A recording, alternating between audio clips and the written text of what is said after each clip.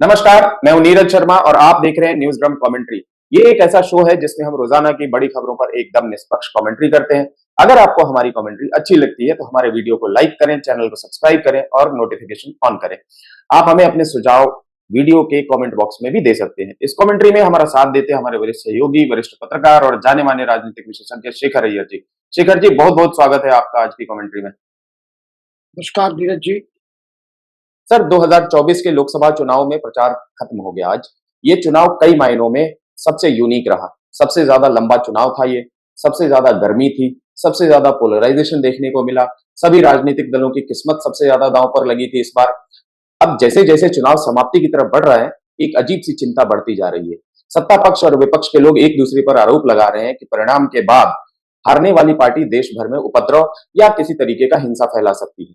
राहुल गांधी के शब्दों में कहें, जो उन्होंने कुछ ही दिन पहले एक रैली में कहा था कि देश में आग लग जाएगी। इस पर हम इस एपिसोड के दूसरे हिस्से में बात करेंगे। सबसे पहले बात करते हैं सबसे लंबे चुनाव प्रचार के खत्म होने। ऐसे में अब लास्ट असॉल्ट यानी कि आखिरी दांव चलने की बारी है। एक तरफ जहां प्रधानमंत्री मोदी कन्याकुमारी में स्वामी विवेकानंद रॉक मेमोरियल पर ध्यान स्टार्ट कर चुके हैं अपना 48 घंटों का, वहीं कांग्रेस ने मनमोहन सिंह के नाम को भुनाने का दांव चला है। पंजाब में वोटिंग 1 जून को होने वाली है और इसी मद्देनजर मनमोहन सिंह ने आज जनता के नाम एक चिट्ठी लिखी। उस चिट्ठी का पूरा लबोलुबाब मोदी सरकार पर हमला करना था। लेकिन सर, अगर लक्ष्य पंजाब में जीत का है तो मोदी कहां से आ गए पिक्चर में? लड़ाई तो वहां कांग्रेस और आम आदमी पार्टी के बीच में है। देखिए, ये इस बार चुनाव जो पंजाब में हो रहा है, इस तरह चुनाव पिछले 30 साल में नहीं। 4 पार्टीज मैदान में है। मतलब भारतीय जनता पार्टी अलग से चुनाव लड़ रही है, शिरोमणि अकाली दल भी अलग से लड़ रहे हैं, आम आदमी पार्टी सत्ताधारी पार्टी है वो भी अलग से लड़ रही है, और कांग्रेस, जिस कांग्रेस को पिछले बार 13 सीट से 7 सीट मिली थी। तो एक प्रकार से ये चारों अपने ये लगा हुए हैं। शिरोमणि अकाली दल का मानना है, जैसे नरेश गुजराल कह रहे थे कल, कि हमारी फाइट तो डायरेक्टली कांग्रेस के साथ है। आम आदमी पार्टी से लोग डिसअपॉइंट हो चुके हैं। और दूसरी तरफ बीजेपी का कहना है, देखिए हमारी वोट है, जो हमारी वोट शहरों में है, खास करके पंजाब शहरों में माना जाता है कि बीजेपी की एक कमिटेड वोटर्स हुए हैं। और जब बीजेपी और अकाली दल के बीच में जब गठबंधन था, उसका एडवांटेज यही था, जो देहात के वोट, मतलब सिख वोट, आपको शिरोमणि अकाली दल गठबंधन को ले आते थे, और हिंदू वोट जो है बीजेपी को शहरों से मिलता था। तो ये अलायंस एक प्रकार से रूरल अर्बन का एक अलायंस था। लेकिन 2000 हमने देखा 20 में जब फार्म बिल्स आए, तब जाके शिरोमणि अकाली दल ने सपोर्ट विड्रॉ कर लिया और अलग से जाने की कोशिश की। और पंजाब असेंबली चुनाव में भी अकाली दल की बुरी ये हुई हालत हुई। और इस बार एक अजीब चीज क्या है कि इन 4 पार्टीज में 2 पार्टी का गठबंधन दिल्ली में है, गोवा में था, सॉरी गुजरात में था। और एक अजीब सिचुएशन है जहां सारे गालियां आप बरसा रही है कांग्रेस पे, पंजाब कांग्रेस पे, और पंजाब कांग्रेस आप पे बरसा रही है। और कई लीडर्स जो हैं, इतने पार्टी हॉपिंग हुआ है, कई आम आदमी पार्टी के कैंडिडेट्स और बीजेपी के कैंडिडेट्स फॉर्मर कांग्रेस से आए हुए हैं या फॉर्मर आप से आए हुए। और देखिए, अगर और बीजेपी का एक बार ऐसा हुआ, बीजेपी को देहात में चुनाव करने नहीं दिया गया। इतनी बात होती है लेवल प्लेइंग फील्ड की, सिख संगठन के माध्यम से आम आदमी पार्टी और बाकी जो रेडिकल एलिमेंट्स हैं, उन्होंने बीजेपी के प्रचार देहात में होने नहीं दिया। और इसकी वजह से क्या हो रहा है कि इस चुनाव में कहीं ना कहीं पोलराइजेशन की बात हो रही है कि जो सिख वोट्स आम आदमी पार्टी तो जा सकते हैं कुछ बड़े ये में परिमाण में, और जो बीजेपी के लिए हिंदू वोट ग्रेविटेट हो सकता है बीजेपी के लिए। और ये सारे बड़े बड़े शहर की बात हो रही है, पटियाला, जलंधर, लुधियाना, चंडीगढ़, अमृतसर। अगर ये पोलराइजेशन होती है तो बीजेपी कुछ शहरी सीट निकाल सकती है। लेकिन बाकी पार्टी को दावा है कि भाई ये बड़े शहरों में कुछ एरिया देहात की है, तो इसीलिए देहात की बात आती है तो वो बेनिफिट बीजेपी को नहीं जाएगा। लेकिन इस चुनाव में क्या है, भगवत मान के लिए भी बड़ा चैलेंज है, क्योंकि ये पहले बड़ा चुनाव है। वो चुनाव जीत कर आने के बाद, यानी 2022 में जब जीत के आए, उसके बाद ये बहुत बड़ा चुनाव है। और इस चुनाव में केजरीवाल भी गए थे ये करने के लिए। और कांग्रेस के अंदर पंजाब कांग्रेस बिल्कुल आम आदमी पार्टी के खिलाफ है, और अपनी पार्टी के नेतृत्व की जो फैसला है आम आदमी पार्टी के साथ दिल्ली में गठबंधन करना, उसको लेकर भी बिल्कुल खिलाफ है। ये जो कॉन्ट्रडिक्शंस को कैसे दोनों पार्टीज मैनेज कर रहे हैं मुझे समझ नहीं आ रहा है। और दिल्ली और पंजाब ज्यादा दूर नहीं है। अब दिल्ली में 7 सीट से दोनों इकट्ठा लड़ रहे हैं, उसमें 4 आम आदमी पार्टी लड़े थे और 3 में कांग्रेस। और वहां पे आप देख रहे हैं पंजाब में सीधी मुकाबला है, कई स्ट्रॉन्ग कैंडिडेट्स के तौर पे भी सीधी मुकाबला है।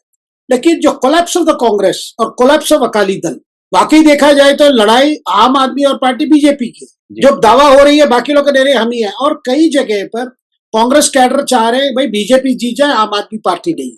अब भ्रष्टाचार के मुकदमा आम आदमी पार्टी की राज्य सरकार ने कांग्रेस नेताओं पर थोपा है। तो यह परिस्थिति है पंजाब में। अब इस पंजाब चुनाव में एक बीजेपी के लिए दिक्कत यही थी कि फार्म बिल जो लाने की जो साहस दिखाने के बाद कृषि क्षेत्र में पंजाब में एक बड़ी परिवर्तन लाने की जो कोशिश वो विफल रही। ठीक मैसेजिंग नहीं हो पाया। फाइनली प्राइम मिनिस्टर स्वयं उसको विड्रॉ कर लिया, ये कहकर कि हम किसानों को किसानों को हम समझा नहीं पाए इस कानून, समझा नहीं पाए इस कानून की क्या प्लस और माइनस है। तो ये परिस्थिति में चुनाव हो रही है। लेकिन बार बार ये बात आ रही है पंजाब की जो कृषि क्षेत्र है उसमें क्राइसिस ये है, टोटली एमएसपी डिपेंडेंट है। फिर वही चावल गेहूं यही चलता है, वहां पे वही उभार है और सरकार पूरा एफसीआई खरीदती है। और पानी वाटर लेवल जो है पंजाब में वो गिरता जा रहा है। पंजाब किसानों के लिए पानी बड़ी समस्या बन के आ रही है। और ये क्लाइमेटिक चेंजेस जो वेदर चेंजेस जो है, क्लाइमेट चेंज, ये भी बड़ा फैक्टर होता जा रहा है। लेकिन ऐसा वेस्टेड इंटरेस्ट वहां पे बना है, तो वहां पे जो पावरफुल जो एग्रीकल्चर फैमिलीज है बेनामी कई जमीन पर वही करते, और ज्यादातर जो हायर्ड फार्मर्स है यानी फार्मर जो लेबरर्स है वही करते। फार्मिंग तो टेनेंसी हिसाब से चल रहा है वहां पे। और सारे के सारे एमएसपी को लेकर बड़ा ये होता है, जिस एमएसपी में पंजाब सरकार को भी कट मिलती है, ट्रांजैक्शन जो मंडियों में जो चीजें सरकार खरीदती है केंद्र सरकार। तो एक क्राइसिस जो है पंजाब में वो इस चुनाव में तो सेटल नहीं होगा। लेकिन जो पहले जो माना जाता था कि पंजाब की सबसे बड़ी स्ट्रेंथ है उनकी जो कृषि क्षेत्र, आज उस कृषि क्षेत्र में बड़ी क्राइसिस है। जी सर, आपकी बातों से मैं ये समझ पा रहा हूँ कि वहां पे कांग्रेस कहीं भी नहीं है। और आज जो चिट्ठी लिखी गई है प्रधानमंत्री मोदी को, समझ लीजिए कि गालियां देते हुए, उस चिट्ठी का सबसे बड़ा मकसद यही था कि आम आदमी पार्टी की मदद कर दो। सो एक्चुअल में ये चिट्ठी कांग्रेस को मदद करने की बजाय आम आदमी पार्टी को मदद करेगी, क्योंकि मुकाबला बीजेपी और आम आदमी पार्टी के बीच में है, जैसा कि आपने बताया। देखिए कोशिश कांग्रेस, ये जो मनमोहन सिंह की चिट्ठी, क्योंकि मनमोहन सिंह जी वो स्थिति में नहीं है वो लेटर चिट्ठी लिख पाएंगे। बिल्कुल बिल्कुल सर, मैंने पहले ही कहा कि मनमोहन सिंह से चिट्ठी लिखवाई गई।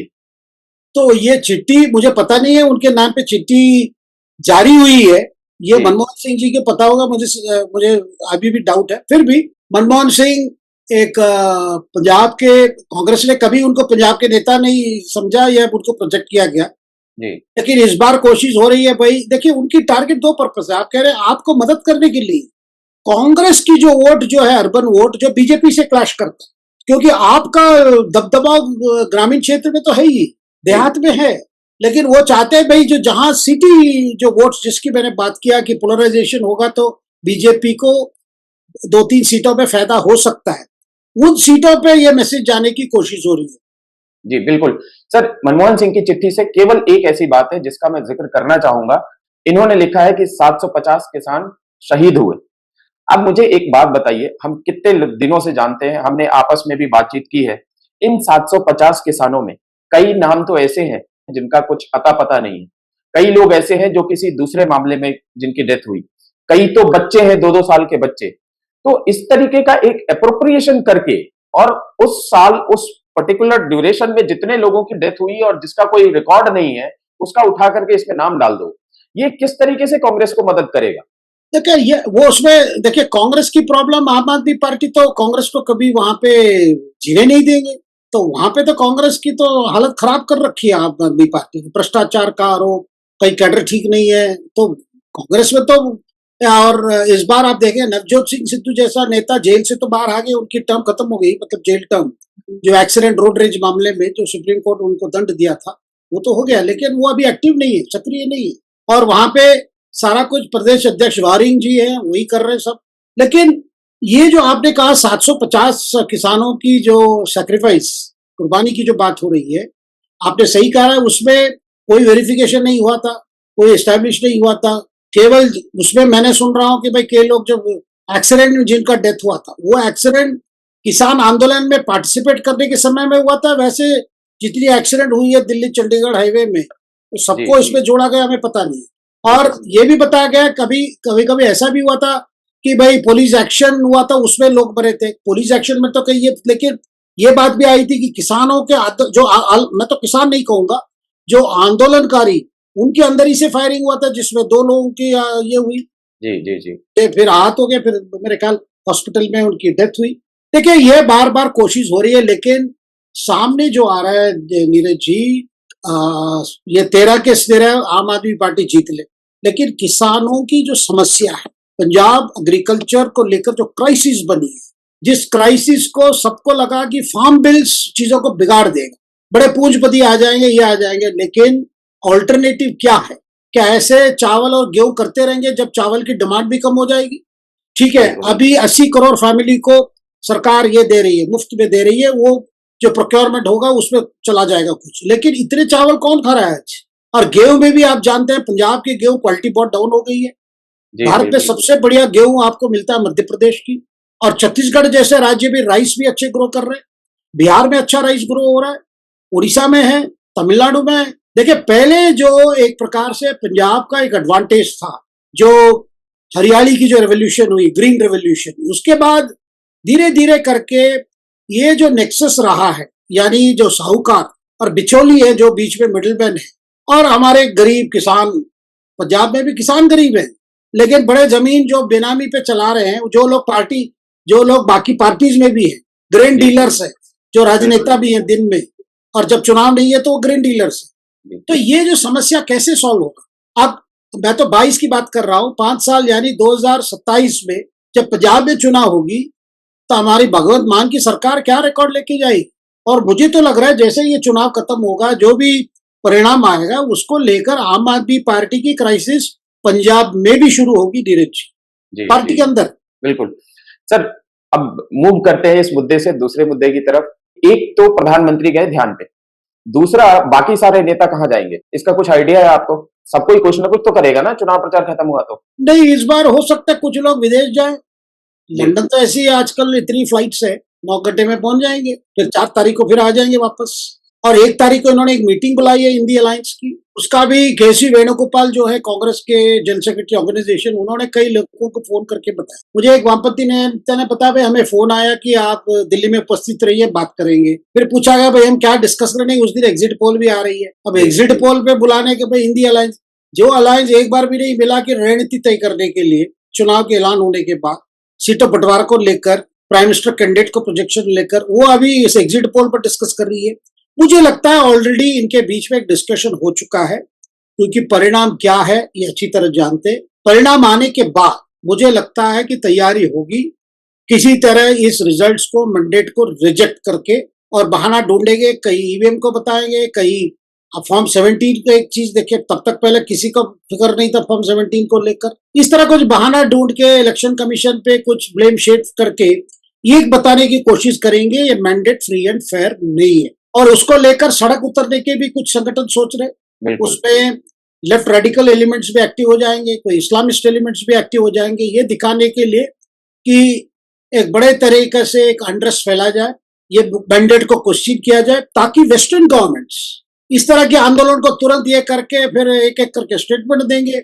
लेकिन जहां लोग आपको रिजेक्ट कर चुके हैं, फिर ये सब चीजें कितने दिन चलेगी मुझे समझ नहीं आ रहा है। क्योंकि अगर आपको किसी लोकसभा चुनाव क्षेत्र में उसके परिणाम को लेकर आपकी कुछ कंप्लेंट्स है, तो ऑपोजिशन की जो कैंडिडेट, एक या दो जो भी हो, वो इलेक्शन पिटिशन ही फाइल कर सकता है। वो भी क्या, कंसर्न हाई कोर्ट में। अगर उत्तर प्रदेश को लेकर है तो फिर आप इलाहाबाद हाई कोर्ट में करेंगे, पश्चिम बंगाल को लेकर तो कोलकाता हाई कोर्ट में करेंगे, महाराष्ट्र में है तो मुंबई हाई कोर्ट में करेंगे, बॉम्बे हाई कोर्ट में।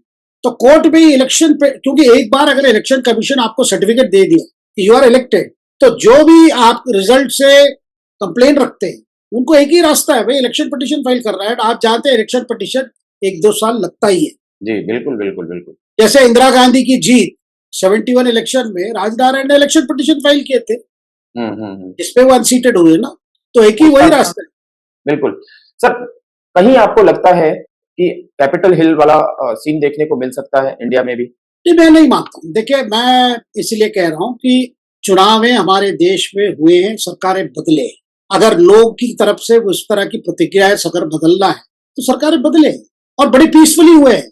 अगर ऐसी एक परंपरा को अगर ऑपोजिशन बिगाड़ना चाहता है, क्योंकि मोदी जी को हटाना और कोई तरीका नहीं मिल रहा है, तो अपने आप को एक बड़े धोखे देंगे और सिस्टम पर बहुत डैमेज करेंगे। तो अगर आप ऐसे शुरू कर, क्योंकि मैं देख रहा हूँ कई व्हाट्सएप ग्रुप्स में, जहां हमारे सेकुलर दोस्त वगैरह बहुत लिख रहे हैं, वो लोग ये कर रहे हैं कि मोदी जी, क्योंकि अब तो सोच रहे हैं मोदी जी हार रहे हैं, क्या पीसफुल ट्रांसफर ऑफ पावर होगा, क्या मोदी जी स्वीकार कर लेंगे, नहीं तो तभी सवाल करें भाई कैपिटल हिल टाइप हो जाएगा, मोदी के सपोर्टर्स आ जाएंगे। बड़े बकवास सोच है, क्योंकि ऐसी बात ही करना भी ये नहीं है। अमेरिका और यहाँ का फर्क है।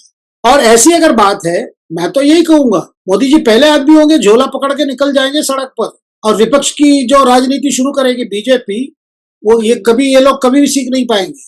और बता रहा हूँ, ये जो भी सरकार अगर बनेगी, मैं इफ की बात कर रहा हूँ, मैं तो, मेरी उम्मीद में कभी नहीं है कि ऐसी कोई हालत, देश इतनी दुर्भाग्यपूर्ण नहीं है कि इस तरह की एक हालत फेस करेगी। अगर हम हाइपोथेटिकली स्पीकिंग, आप सोच रहे हैं क्या मोदी जी एक क्षण बैठेंगे अगर मैंडेट नहीं है तो सरकार चलाने की? उनकी बिगेस्ट क्वेश्चन है मॉरल क्वेश्चन, एमक्यू, वो तो फिर निकल जाएंगे। उसके बाद मैं बता रहा हूँ, ऑपोजिशन पॉलिटिक्स में आप, मोदी जी की कोई मुकाबला नहीं है, बीजेपी की कोई मुकाबला नहीं है।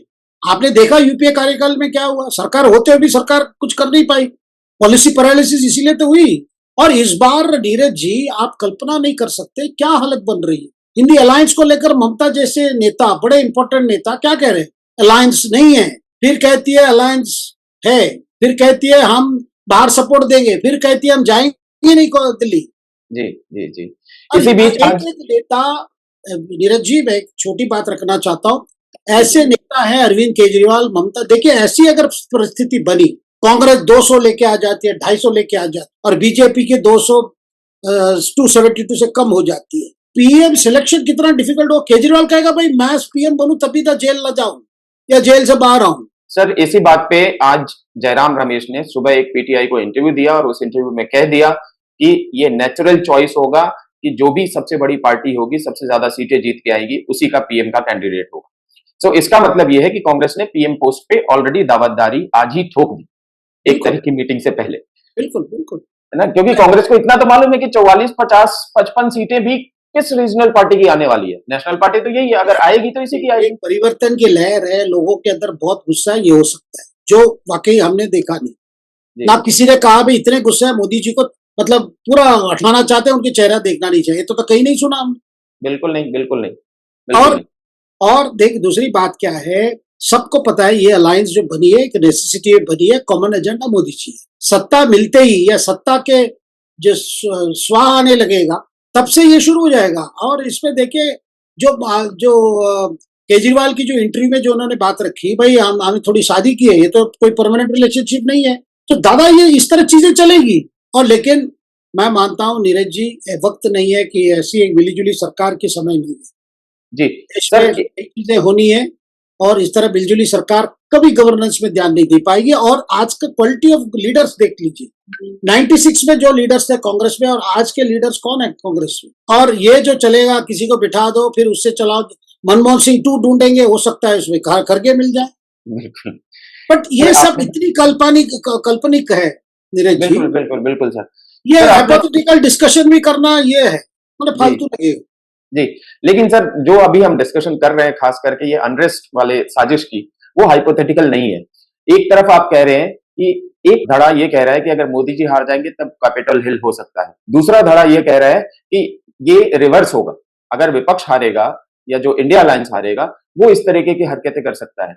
इसका एग्जाम्पल ये है कि कल जैसे आप भी मुझे बता रहे थे कि निर्मला सीतारमण के पति से जब किसी एक महिला पत्रकार ने बात की, तो उससे ये खुल करके सामने आया कि 120 एनजीओ से भी ज्यादा कुछ प्लानिंग कर रहे हैं। अब वो प्लानिंग क्या है हमें नहीं मालूम है, केवल प्रदर्शन करना है उन्हें, रोड पे आकर के बैठना है। लेकिन आप जिस तरीके से जानते हैं सर, सीएए हुआ और उसके पहले भी कितनी सारी चीजें हुई, ये इतना आसान चीज नहीं है कि आप रोड पे आकर के बैठ गए और प्रदर्शन कर लिया और हो गया काम खत्म। कुछ ना कुछ कहीं ना कहीं तो हिंट मिल रहा है कि कुछ बड़ा होने की साजिश हो रही है, क्योंकि राहुल गांधी ने भी कुछ दिन पहले, जैसे मैंने आपको बताया, कुछ दिन पहले ये कहा था कि अगर ये फिक्स्ड चुनाव में बीजेपी गलत तरीके से जीतती है और फिर संविधान को बदलने की कोशिश करती है तो देश में आग लगेगी। ये आग कौन लगाएगा, ये डिसाइड कौन करेगा कि फिक्स तरीके से चुनाव जीती है और बेईमानी से जीती है? तो क्या एक माहौल तैयार किया जा रहा है, या फिर यूं कह सकते हैं कि अभी सब कुछ इतना, क्योंकि अभी गर्मी भी बहुत है, 52 डिग्री 53 डिग्री तक टेम्परेचर हो गया है, ये अभी सब कुछ रहेगा और जैसे ही 4 तारीख को चुनाव के परिणाम आएंगे सब कुछ टाई टाई फिस हो जाएगा? देखिए, अल्टीमेटली टाई टाई फिस होना ही है, क्योंकि जब आप सीट नहीं जीत पाए तो कौन कैसे आप इसको चल, लेकिन इसके लिए ग्राउंड बना रहे हैं ये लोग, बहाना तो बना चुके हैं। ये इनका देखिए, बार बार ये जो सोशल मीडिया में फैला के पूरे 7 राउंड में आपने क्या सुना, बीजेपी यहाँ नहीं हो रही है, बीजेपी यहाँ दिक्कत है, बीजेपी तीसरी में फेल हो गई, 4th में फेल हो गई, अब लास्ट में 7वां में भी भाई पूर्वांचल में दिक्कत हो रही है, यूपी में दिक्कत हो रही है, राहुल के लिए भीड़ आ रहा है, कुछ इतनी नैरेटिव बनाई गई है। उसके बावजूद अगर सीट नहीं मिलता तो यही बोलेंगे भाई, इसीलिए तो ये बनाए ये नैरेटिव, भाई हम तो कह रहे थे हम जीतेंगे, ना जीते इसका मतलब गड़बड़। लेकिन ये नैरेटिव ज्यादा चलेगा नहीं ये नीरज जी, और हो सकता है ये स्ट्रीट वायलेंस पे उतर जाए, कुछ करेंगे। मैं नहीं कह रहा हूँ कि एस्टेब्लिश्ड पॉलिटिकल पार्टीज कहेंगे, उनके पीछे जो ताकतें हैं तो आते चाहेंगे कि ऐसा कर दो जिसपे फिर सरकारी क्रैकडाउन होती है तो फिर को डेमोक्रेसी डेंजर, फिर वेस्टर्न जो ये है ग्रुप्स है और वेस्टर्न सरकार भी है, लेकिन सारे सरकार इतने मूर्ख नहीं है। अमेरिका जैसे सरकार चाहेंगे भाई मोदी जी आ गए तो फिर अपना बिजनेस डील्स भारत से किसी तरह अमेरिका के चीजों को खरीदने के लिए फिर ये करेंगे, क्योंकि इस बार अमेरिका में भी चुनाव प्रेसिडेंशियल ईयर है, तो आगे जाके नवंबर में यूएस प्रेसिडेंशियल इलेक्शन होगा। अब इस बार जो चीजें अब सामने आ रही है अमेरिका में, देखिए ट्रंप के लिए सपोर्ट अभी भी जबरदस्त है, बाइडेन को लेकर डेमोक्रेटिक पार्टी के अंदर भी बड़ा एक अनसर्टेनिटी बनती जा रही है, लेकिन उनके अलावा कोई कैंडिडेट दिख नहीं रहा, और ट्रंप के खिलाफ लीगल केसेस चल रहे हैं। अगर सपोर्ट भी मिल जाए, रीनॉमिनेशन मिल जाए तो कैसे चुनाव लड़ेंगे, अगर लीगल में किसी में बड़े कन्विक्ट हो जाएंगे तो वहां पे इतनी, अमेरिका में तो बहुत ही ये हुई, और कनाडा में वहां पे तो अकल ठीक होगी भाई, क्या आप ट्रूडो जैसे, देखिए वो भी माइनॉरिटी सरकार है, वहां भी चुनाव होने वाले हैं। नहीं वहां भी चुनाव होना नहीं, सबके यूके में भी चुनाव है। ऋषि सुनक तो जुलाई 4 को चुनाव डिक्लेयर कर दिया है। 15 साल से कंजर्वेटिव पार्टी वहां पे शासन कर रही है, और लेबर अभी तक, यहाँ की कांग्रेस पार्टी की हालत अभी तक है, हो सकता है इस बार जीत जाए। मैं कह रहा हूँ कि ये सरकारें जो हैं वेस्टर्न कंट्रीज में, वो बयानबाजी करके बंद कर देंगे, क्योंकि अल्टीमेटली उनको बिजनेस करना है। ऑलरेडी देखिए इंडिया एंड फ्रांस एकमात्र कंट्री है पूरा मोदी जी के साथ है और इंडिया के साथ है। फ्रांस के टीम अभी आ गया, रफाल को लेकर नेवी खरीदने की बात हो रही है, क्योंकि हमें समुद्र में जो थ्रेट आ रहे हैं, इंडियन ओशन रीजन में जो थ्रेट आ रहे हैं, तो जल्दी से जल्दी रफाल एयरक्राफ्ट की खरीदने की बात हो रही है, कम से कम 26 एयरक्राफ्ट की, जो नेवी के लिए अपने एयरक्राफ्ट कैरियर, जो 2 हमारे एयरक्राफ्ट कैरियर है उसमें फ्लाई करने के लिए, उसी से फ्लाई करने के लिए, क्योंकि सुरक्षा चीजें बढ़ रही है, चाइना का खतरा बढ़ रहा है, जिसको लेकर अमेरिका भी चिंतित है। तो ग्लोबल सिचुएशन एक तरफ है, और खाड़ी क्षेत्र में तो आप देख रहे हैं क्या हो रहा है। ईरान में अभी भी राष्ट्रपति की डेथ हो गई, इसराइल और पैलेस्टीन की जो हालत बनी है, ऑल आइज ऑन राफा, जिसको लेकर आप देखिए कैंपेन शुरू हो गया। जी। अब इसराइल ने भी आज पलटवार किया है, भाई आप लोगों की आंखें कहाँ थी जब हमारी अक्टूबर 7 हमारी पर जो हमास ने आक्रमण किया। नहीं, अभी सेलेक्टिव आउटरीच तो है, लेकिन जो भी हो रहा है पैलेस्टाइन में, और जब भी हम देखते हैं कि पैलेस्टीनियन की बच्चे महिला जिस तरह कैंप पे रह रहे हैं, और उन बीच में हमास के लोग छुपे हुए, इतनी बात हो रही है ह्यूमैनिटेरियन की, लेकिन इनके पीछे ही वो लोग हैं, मिलिटेंट्स हैं, शील्ड की तरह यूज कर रहे हैं। सर नहीं, मेरा खाली अंत में चलते चलते मैं यही कहना चाहूंगा कि जिस तरीके की बातें निकल के सामने आ रही हैं, जिस तरीके से खुलेआम लोग बोल रहे हैं, जिस तरीके से कह रहे हैं कि 120 से ज्यादा एनजीओ संगठन इस तरीके की तैयारी कर रहे हैं, देख करके थोड़ा डर लगता है। बहरहाल बहुत बहुत शुक्रिया सर, दर्शकों का भी बहुत बहुत शुक्रिया, धन्यवाद और शुभ रात्रि। नमस्कार।